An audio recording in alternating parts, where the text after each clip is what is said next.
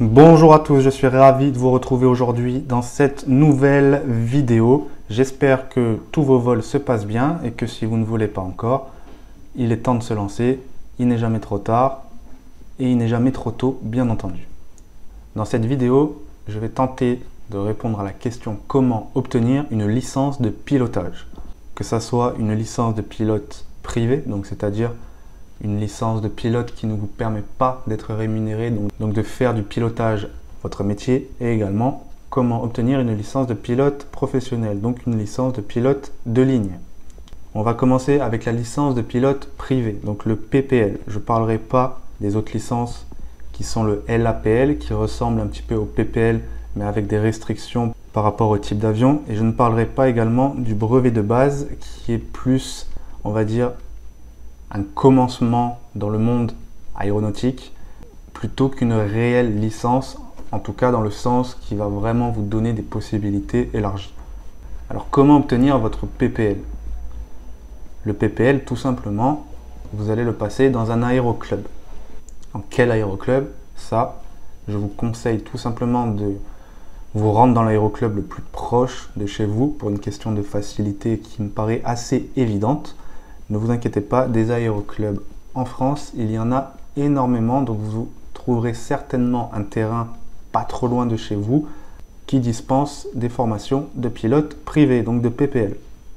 Alors comment faire? Vous allez vous rendre tout simplement dans l'aéroclub le plus proche de chez vous. Vous allez rencontrer les personnes sur place, des personnes qui forcément sont des passionnés, donc qui vous accueilleront et qui vous donneront toutes les informations avec très grand plaisir. Vous allez ensuite vous inscrire dans cet aéroclub. Vous allez au préalable, j'ai oublié d'en parler, passer votre certificat médical de classe 2 qui se déroule avec un médecin aéronautique agréé. À vous de faire vos recherches sur internet. Des médecins agréés aéronautiques, il y en a en général dans quasiment toutes les grandes villes, ou en tout cas dans beaucoup d'endroits en France. Pas mal de personnes sont un petit peu, effrayées par rapport à cette aptitude médicale. Je vous rassure, soyez serein. On ne vous demande pas d'être un sportif de haut niveau. On ne vous demande pas non plus d'avoir une vue d'aigle. Pas besoin. Vous pouvez très bien porter des lunettes et être pilote d'avion. L'époque où vous deviez avoir 10 sur 10 et ne pas porter de lunettes pour piloter des avions, cette époque-là, elle est révolue depuis un bon petit moment. Donc ne vous en faites pas, ça va vraiment être un contrôle, j'ai envie de dire, assez basique, en tout cas pour ce qui est du PPL. Je ne parlerai pas de la visite médicale pilote de ligne qui est bien entendu plus poussée pour des raisons assez évidentes de sécurité. Alors donc une fois votre visite médicale effectuée, vous vous inscrivez dans l'aéroclub, vous faites tous les papiers qu'on vous demande et nécessaires pour pouvoir vous inscrire, donc vous enregistrer au sein de la FFA, donc de la Fédération Française Aéronautique. Et ensuite, vous allez donc prendre rendez-vous pour votre premier vol avec votre instructeur. Que vous choisirez ou pas, ça dépendra bien entendu de la structure, de la taille du club dans lequel vous serez. Certains aéroclubs ont plusieurs instructeurs, bien entendu, d'autres n'en ont qu'un. Ça va vraiment dépendre du nombre d'adhérents et de l'endroit où vous vous trouvez et de la taille de l'aéroclub tout simplement. Donc ensuite vous allez faire votre premier vol. Également vous allez commencer à préparer la partie théorique parce que si vous ne le savez pas encore, toutes les licences aéronautiques se décomposent en deux parties. Vous avez une partie théorique et une partie pratique. La partie théorique du PPL, elle se compose sous forme de QCM et vous devrez avoir un minimum de 75% de bonnes réponses pour pouvoir valider votre partie théorique. Une fois votre partie théorique de validée, vous allez bien entendu continuer les heures de vol avec votre instructeur. Et ensuite, une fois que vous avez le minimum d'heures de vol requis et que votre instructeur jugera que vous êtes apte à passer l'examen en vol, vous passerez donc cet examen avec un examinateur. Et une fois cet examen en vol réalisé, si vous le réussissez, vous êtes tout simplement pilote privé. Félicitations, vous avez votre PPL. Ensuite, parlons maintenant de la licence de pilote professionnel, de la licence de pilote de ligne.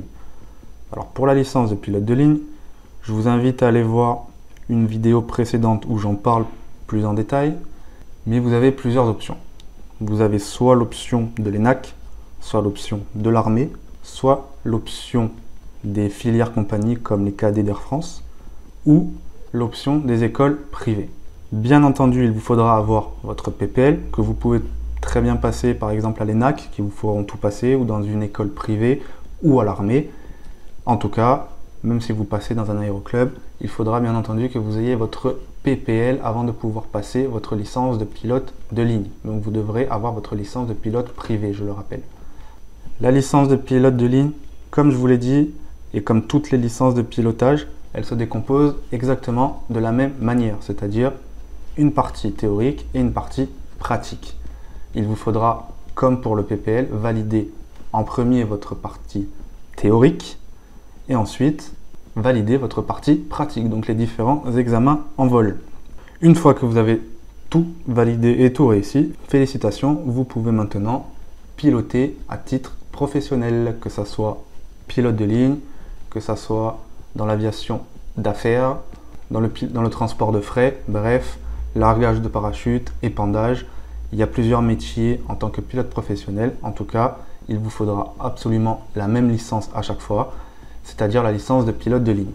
Voilà, c'était une vidéo assez courte pour vous rappeler un petit peu les étapes à franchir pour pouvoir devenir pilote d'avion, que ce soit privé, donc à titre de loisir, ou professionnel en tant que pilote de ligne, ou tout simplement pilote professionnel. Voilà, c'est la fin de cette vidéo. Si elle t'a plu, n'hésite pas à mettre un like sous la vidéo. Si tu veux télécharger notre e-book 10 conseils pour piloter comme un pro, tu trouveras le lien dans la description pour le télécharger. Nous, on se retrouve tous les lundis et tous les jeudis pour une nouvelle vidéo. N'hésite pas à t'abonner pour en être informé et à activer la cloche. Sur ce, je te dis à très bientôt et toujours plus haut avec AEO.